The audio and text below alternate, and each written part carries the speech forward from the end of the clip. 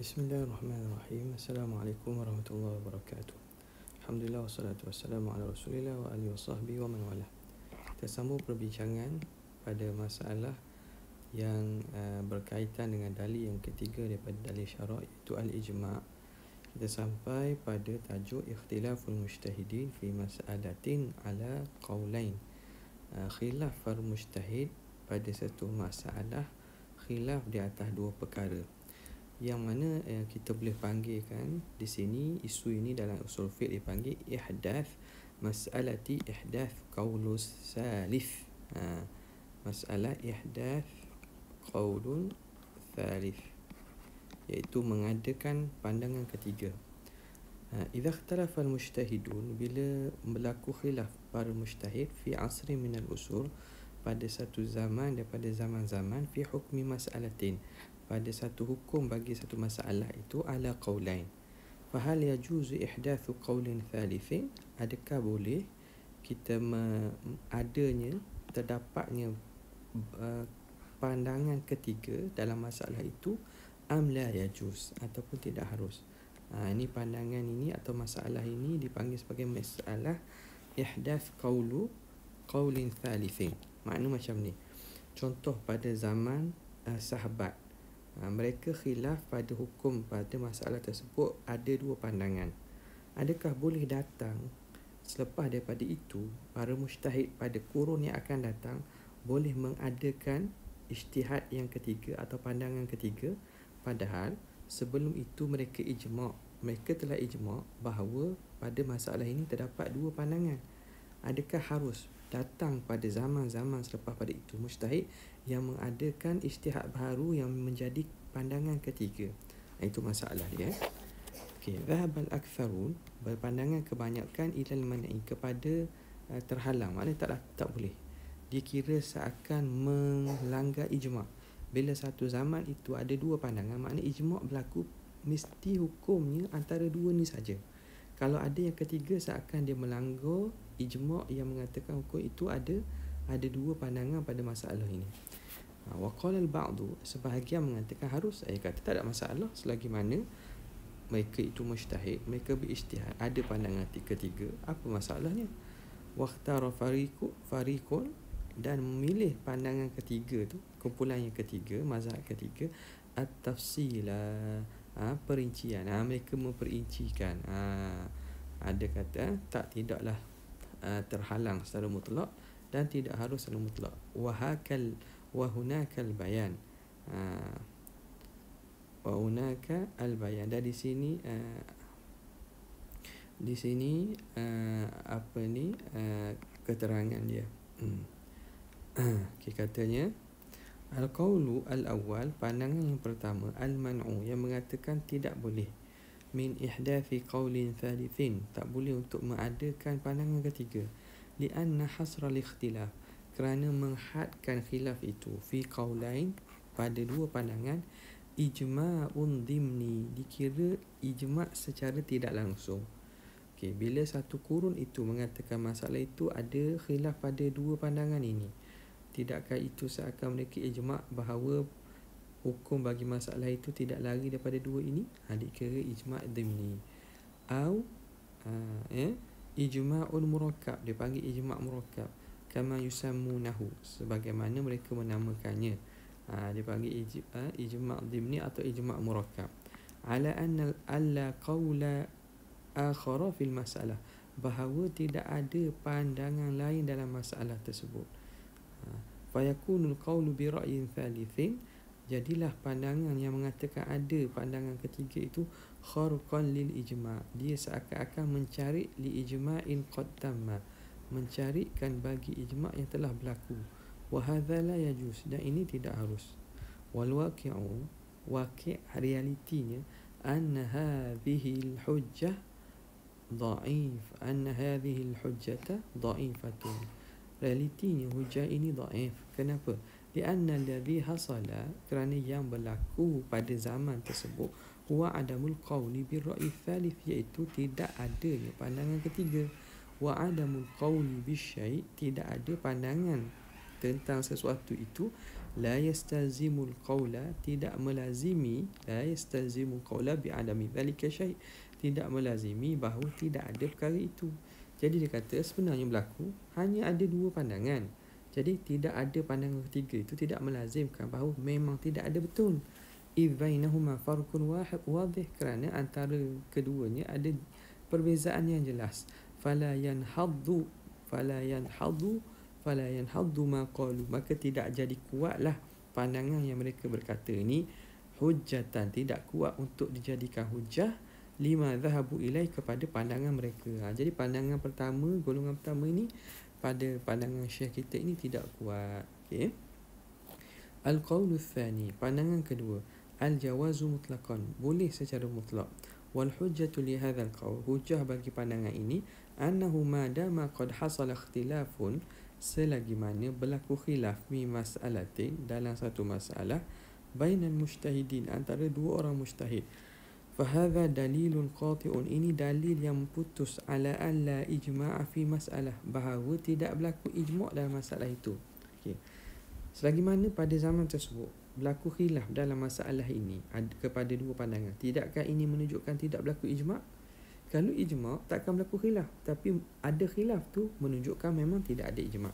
Li'anna al-ijma', kerana sebagaimana kita maklum, ijma' tu ila ittifaqu jami'i la ba'dihim, persepakatan kesemua, bukan persepakatan sebahagian saja.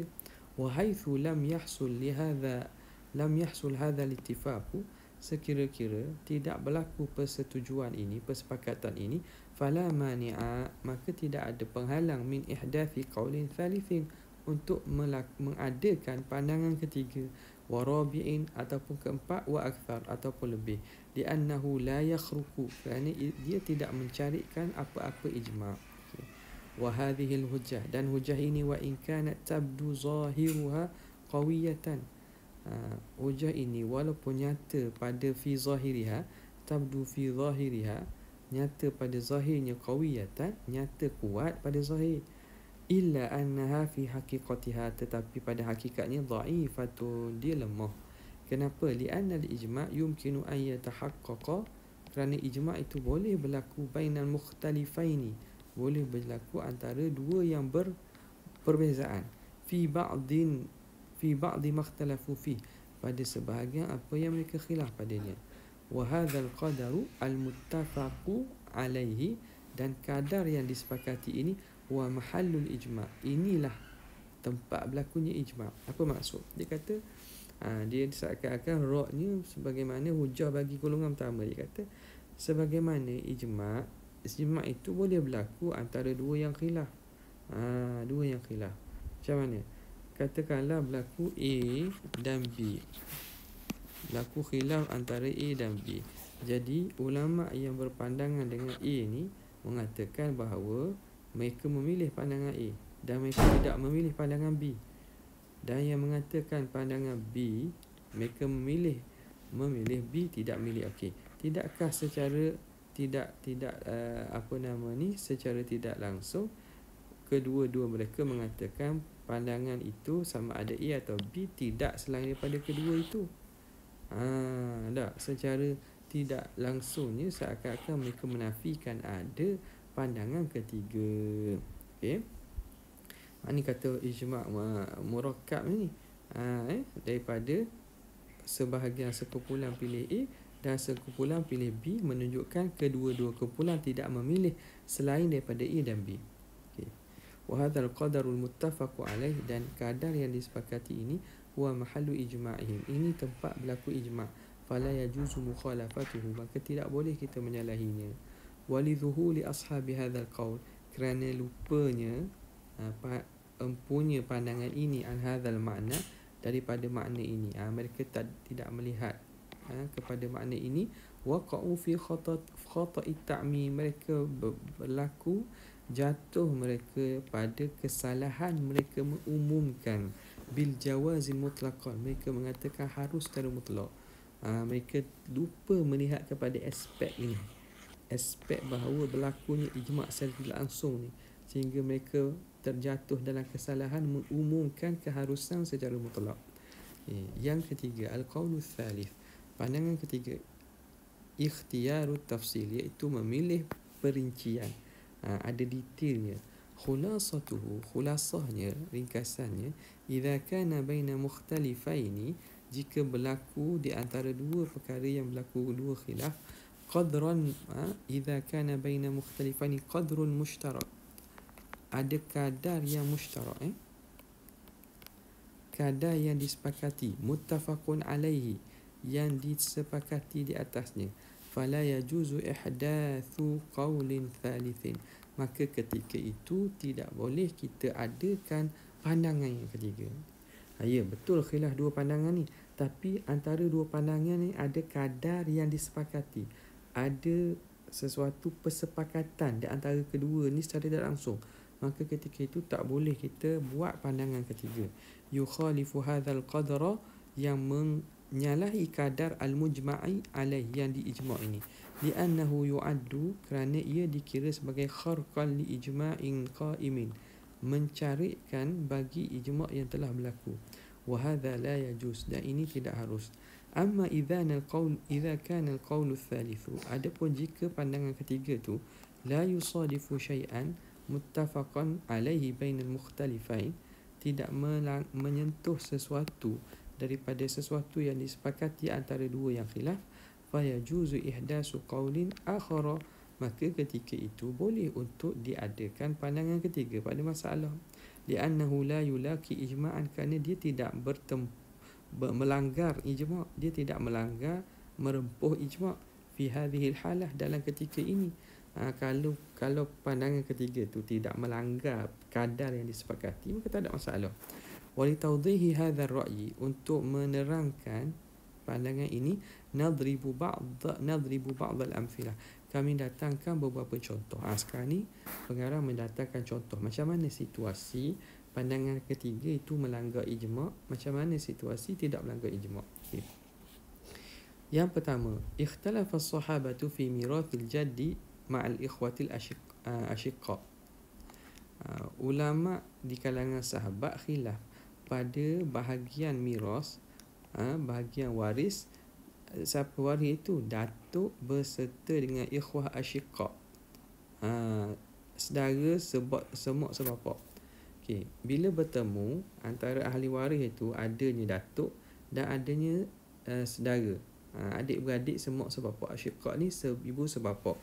Au li'ab ataupun ikhwatun li'ab, saudara sebapak. Alal qaulain, di atas dua pandangan. Jadi mereka khilaf ada dua pandangan. Pertama, annal jadda yahjubu al-ukhuwah ataupun al-ikhwah, boleh jadi hamzah ni jangan boleh, al-ikhwah asyiqa, ikhwah. Annal jadda yahjubul ikhwah, datuk dia akan menghalangkan saudara ni. Wa yasta'thiru huwa wahdahu, dan dia mensendirikan, mustaqbal dia memilih dia semata-mata akan mendapat bil mirath, mendapat pusaka. Illam yakun ma'aha ahadun ghairuhum, jika tidak ada bersama mereka seseorang pun selain mereka. Jadi kenapa isunya? Isunya kerana datuk ni dia akan jadi asabah, ikhwah asyiqa pun dia akan jadi asabah juga. Jadi dia dari bentuk asabah, dia tidak boleh asabah. Bila asabah ni dia akan satu pihak je asabah, dia akan satu pihak asabah. Bila begitu, bila berhimpun datuk dengan adik-beradik seibu sebapak asyiqa ataupun sebapak, maka datuk ni dia akan menghalang, yahjubu, dia akan menghijabkan ikhwah, saudara ni. Jadi dia akan mengambil, yasta'firu ni makna mengambil sekalian, semata-mata dia mengambil sekalian baki miras itu. Illam yakun ma'ahum ahadun ghairuhum, jika tidak ada selain daripada mereka. Okey, itu pandangan pertama. Athani, pandangan kedua, ada di kalangan sahabat yang berpandangan annal jad yarithu, bahawa datuk ini dia mewarisi ma'al ikhwah. Dia akan syarikat, akan ikut sekali bersama ikhwah. Wala yahjubuhum, dia tidak akan menghijabkan adik-beradik. Jadi taurithul jad ma'al ikhwah. Pandangan kedua ni, datuk akan dikira sekali bersama dengan adik-beradik ni. Fal qadrul, okey, sekarang ni itu berlaku khilaf pada sahabat antara mirathul jad ma'al ikhwah. Fal qadrul mushtarak, maka qadar yang disepakati, al muttafaqu alaihi, yang disepakati baina ashabi hadainil qaulain, antara empunya dua pandangan ini, huwa daruratu irthil jaddi, iaitu mestinya diwariskan kepada datuk ma'al ikhwah, bersama dengan adik-beradik tu. Wal khilaf, kalau ada adik-beradik, datuk mesti dapat. Sama ada datuk dapat semuanya seperti pandangan pertama, ataupun datuk dapat bersama adik-beradik. Jadi yang disepakati ni apa? Yang disepakati datuk mesti dapat. Nampak kan? Wal khilafu fi hujbihi, dan khilaf pada menhajabkan, menghalangi datuk kepada saudara itu, lahu bagi saudara, aw adami hujbi, ataupun tidak menghalangnya itu. Khilafnya berlaku sama ada datuk ni menghalang atau tidak, itu khilaf. Tapi mereka sepakat bahawa datuk mesti dapat. Fa ihdatsu qaulin thalith, maka mengadakan pandangan ketiga, bi adami irthil jaddi ma'al ikhwah, dengan tidak memberi pusaka kepada datuk bersama saudara itu, qaulun la yajuz, itu dianggap pandangan baharu yang tidak harus. Li kharqihil ijma', kerana dia mencari ijma' as-sabiqah yang telah lalu. Wa huwa daruratu tawrithil jad, iaitu mesti mewariskan datuk ma'al ikhwah jika ada bersamanya adik-beradik. Wa hadha huwa al-qadrul muttafaqu alaih bainal mukhtalifain, inilah kadar yang disepakati antara dua khilaf. Jadi maknanya kalaulah ada di sana pandangan ketiga, ijtihad yang ketiga yang baru mengatakan kalau berhimpun datuk dengan adik-beradik, maka datuk tak dapat, katakanlah. Yang dapatnya adik-beradik. Adik-beradik ni menghijabkan datuk. Itu dianggap mencari ijma'. Itu dianggap mencarikan ijma'. Okey, jelas Okey, yang kedua, ikhtalafa as-sahabatu aidan, para sahabat juga berlaku khilaf fi iddatil hamili al-mutawaffa anha zawjuha, pada iddah perempuan yang hamil yang kematian suaminya. Perempuan itu mengandung, dia kematian suami. Macam mana iddah dia? Faqala fariqun minhum, berkata satu kumpulan daripada sahabat, annaha ta'taddu, bahawa perempuan ini beriddah biwada'il hamli, dengan beranak. Bila beranak sahaja habis iddah, tak kiralah secepat ataupun lambat, dia kira atas melahirkan anak. Bila melahirkan anak, habis iddahnya, walaupun cepat. Meninggal lepas tu esok melahir anak, dah dikira habis iddah. Wa qala fariqun akharu, berkata pandangan yang lain, ta'taddu, perempuan ini beriddah bi ab'adil ajalaini, dengan tempoh yang paling panjang. Al-ashhuri aw wad'i al-hamli, sama ada dengan bulan ataupun dengan beranak. Sebab kita maklum yang kematian suami ni, mereka perempuan kematian suami, dia beriddah dengan 4 bulan 10 hari. Ashhur ni maksud apa? 4 bulan 10 hari. 4 bulan 10 hari. Tengok, antara 4 bulan 10 hari dengan beranak, mana lebih panjang? Jadi dia ni tengok, pandangan kedua melihat kepada iddah atau tempoh yang lebih panjang. Fal qadru, okey, sekarang ni khilaf tu berlaku kedua. Fal qadru muttafaqu alaih, kadar yang disepakati baina ashabi hadaini qaulain, antara empunya dua pandangan ini, huwa adamu iktifa'il bil ashhur, iaitu tidak cukup dengan iddah bulan sahaja, qabla wad'il hamli, sebelum beranak. Okey, yang pertama kata mesti iddahnya dengan beranak. Yang kedua kata ambil yang paling panjang. Okey, apa yang disepakati antara kedua? Disepakati bahawa tak boleh kita kira bulan sahaja. Tidak ada pandangan mengatakan kalau perempuan mengandung kematian suami, dia kena ambil bulan, ambil iddah 4 bulan 10 hari. Tidak. 4 bulan 10 hari itu diambil kalau dia itu yang paling panjang berbanding dengan beranak, atas pandangan yang kedua ini. Jadi yang mengatakan mesti kena ambil bil ashhur tu tidak ada. fa ihdatsu qaulin thalithin, maka mengadakan pandangan yang ketiga, bihtisabil iddah bil ashhuri, dengan mengira iddah dengan bulan, qabla, sebelum wad'il hamli, sebelum beranak itu, qaulun la yasih, dianggap sebagai pandangan yang tidak sah. Li kharqihil qadr al muttafaq alaih, kerana dia mencari kadar yang disepakati, wa kharqul ijma', dan mencari ijma' itu la yajuz, tidak harus. Okay. Contoh yang ketiga, wa mithalu ihdathil qawli thalithi alladhi la yusadifu qadran muttafaqan alaih. Contoh mengadakan pandangan ketiga yang tidak melanggar kadar yang disepakati ialah mas'alatun hisaril mirath, iaitu masalah menghadkan pusaka fil abawaini, pada ibu bapa, wa ahadiz zawjaini, dan salah seorang suami isteri. Okey, faqad ikhtalafa fiha mujtahidul asril awal, telah khilaf pada masalah ini oleh para mujtahid kurun yang pertama, iaitu para sahabat. Kalau berhimpun dalam ahli mirah itu ibu bapa dan juga suami isteri, salah seorang lah, ibu bapa ataupun suami isteri. Faqala ba'dhum, kata sebahagian mereka, inna nasibal ummi, bahagian ibu itu thuluthul mal. Thuluthul mal kullihi, bahagian dia ialah inna nasibal thuluthul mal kullihi fardan, bahagian ibu ialah 1/3 daripada harta secara keseluruhannya. Summa yu'ta, kemudian barulah dibagi li ahadiz zawjain, kepada salah seorang suami atau isteri, nasibuhu, bahagiannya. Apa dia? Wa huwa rubu'u, iaitu 1/4 li zawjah, pada isteri, wan nisfu li zawj, dan 1/2 bagi suami. Thumma yu'tal baqi lil abi, kemudian diberikan baki itu kepada bapa, kerana dikira bapa itu sebagai asabah lah. Okey, nampak? Jadi sekarang ni bahagian ibu tu ialah 1/3 daripada harta keseluruhannya. Wa dhahaba fariqun akharu, berpandangan kumpulan yang lain, ila anna lil thuluthul baqi, ibu dapat thuluthul baqi, 1/3 baqi, ba'da fardhi ahadi zawjain, setelah bahagian salah seorang suami isteri.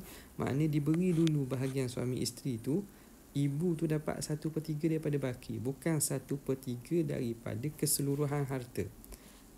Nampak okey. Begitu. Wama yabqa minat tarikah, yang baki daripada harta pusaka, falil abi, maka mendapat bagi bapa taksiban, sebagai asabah. Okey. Sekarang ni yang kedua mengatakan 1/3 baki. Yang pertama kata 1/3 daripada keseluruhan harta. Fama dhahaba ilaihi Muhammad bin Sirin fi asri tabi'in, maka apa yang berpandangan oleh Muhammad bin Sirin pada zaman tabi'in, min anna lil thuluthul mal kullihi, ibu mendapat 1/3 daripada harta kesemuanya, in kanati zaujatu, jika adalah isteri itu, hiyal mawjudah ma'al abawain, kalau yang ada itu ialah isteri bersama mak ayah. Wa anna lil ummi, bahawa bagi ibu itu thuluthal baqi, ibu mendapat 1/3 baki, ba'da fardhi zawji, setelah bahagian suami, in kana huwal mawjud ma'al abawain, jika dia tu ada bersama mak ayah. Okay. Jadi Muhammad bin Sirin ni kata, kalau yang ada ialah zaujah bersama dengan al-abawain, maka ibu akan dapat apa? Ibu falil ummi dapat thuluthu al-baqi. Sebab apa? Sebab yang ada itu isteri. Okey. Sulusul mal. Thuluthul kul. 1/3 daripada harta tu. Kalau yang ada itu suami bersama dengan al-abawain,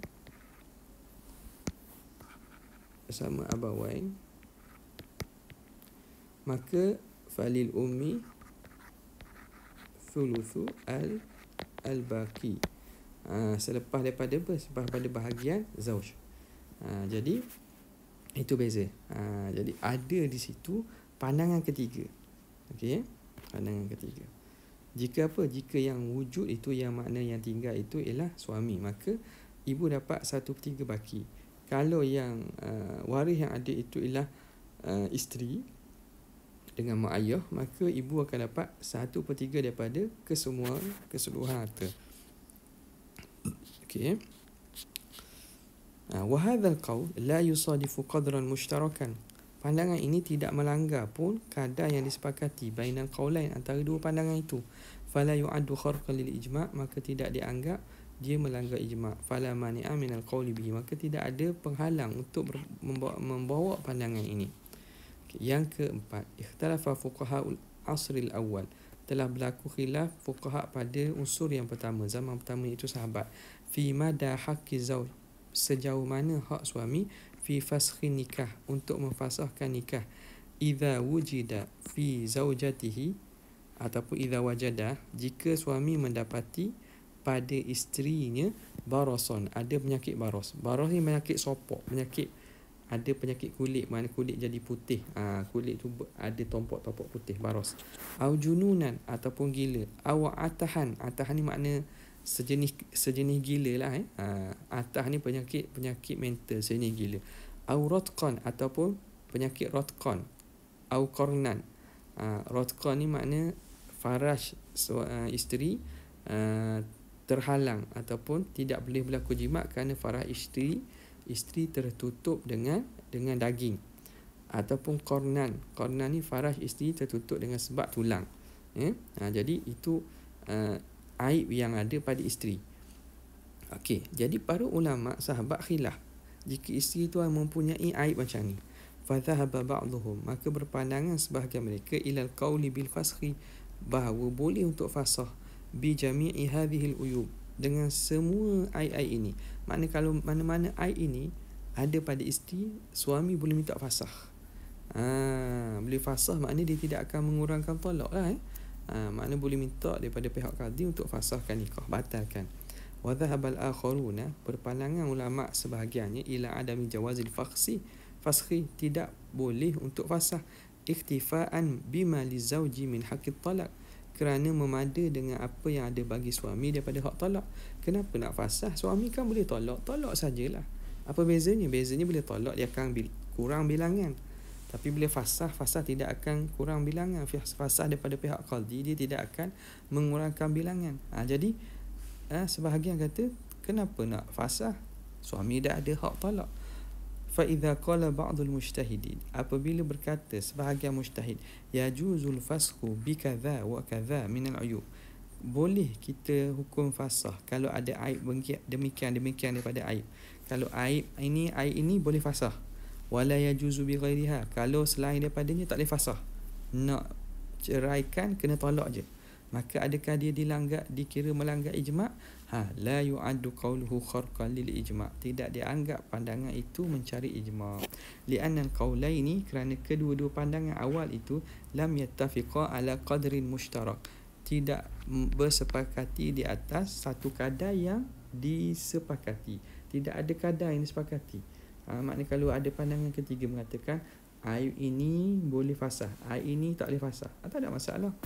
Wa huwa ba'du hadhil uyub, iaitu sebahagian daripada aib ini allati ja'al qawlu thalithu bil fasakhi biha, yang datang pandangan ketiga dengan memfasahkannya. Okey, kemudian ar-rajihu min hadhil aqwal, apakah pandangan yang rajih daripada pandangan ini? Wal qawlu thalithu huwa rajih, pandangan ketiga lah yang rajih. Li'annahu yanzuru, kerana dia melihat ila haqiqatil ijma', kepada hakikat ijma'. Fa idza wajadahu, apabila dia mendapati ada hakikat ijma' fi juz'iyatin, pada satu juzuk, walau fi mas'alatin mukhtalafin fi, walaupun pada masalah yang dikhilafkan padanya, lam yajuz ihdathu qawlin thalithin, maka tak boleh kita mengadakan pandangan ketiga yusadimuhu, yang melanggarnya. Amma idza lam yajidhu, adapun jika tidak didapati, dia tidak mendapati makna ijma' pada masalah itu, fala yara mani'an, maka tidak ada menghalang min ihdathi qawlin jadid, untuk mengadakan pandangan yang baru. Li'annal mamnu', kerana yang terhalang itu huwa ihdathu qawlin thalithin yakhruqu ijma'an, yang dihalang ialah mengadakan pandangan ketiga yang melanggar ijma' sabiqan, ijma' yang telah lalu, wal ijma'us sabiqu, dan ijma' yang telah lalu, la yunsab, tidak ditegakkan, ala adadil ara', la yunsabu ala adadil ara', di atas bilangan pandangan, allati dhahaba ilaiha al-mukhtalifun, yang berpandangan kepadanya oleh ulama yang khilaf, kama qala ashabul qauli awal, sebagaimana berkata oleh empunya pandangan pertama. Dia kata tak ada ijma' pun. Tidak ada ijma' yang ditegakkan atas pandangan-pandangan dahulu tu. Hatta yuqal, sehingga kita katakan la yajuzu ihdathu qaulin akhara, tak boleh untuk kita adakan pandangan baharu mutlaqan, secara mutlak. Tak boleh. Sebab tidak ada ijma' pun sebenarnya yang ditegakkan, hanya berlaku khilaf pada perkara itu. Sebab itu pandangan ketiga ni lebih teliti dan dipilih. Ini yang dipilih oleh pengarang lah. Wa inna ma yusabu, hanya saja ditegakkan berlakunya ala ahkamil masail, pada hukum-hukum masalah. Wa qad yutasawwaru, dan sungguhnya yutasawwaru, boleh kita tasawurkan, boleh kita gambarkan, husul ittifaqin fi ba'd juz'iyatil masalah, berlaku persepakatan pada juzuk daripada masalah. Pada juzuk masalah kita boleh tasawur. Wa in kana ikhtilafu fihi jumlatan, walaupun khilaf padanya secara umum, hasilan, berlaku hasil, kama mathalna, sebagaimana kita telah buat contoh. Masalah berlaku khilaf, ya berlaku secara umum pun khilaf. Tapi kalau kita lihat secara juz'i, secara perincian, ada kadar yang disepakati.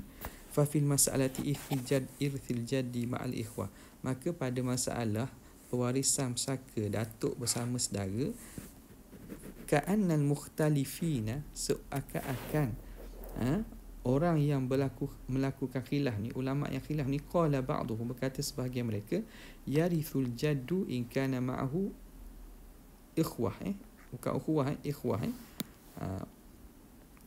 ikhwah, tak titik ni, datuk akan mewaris, akan dapat pusaka jika ada bersamanya saudara.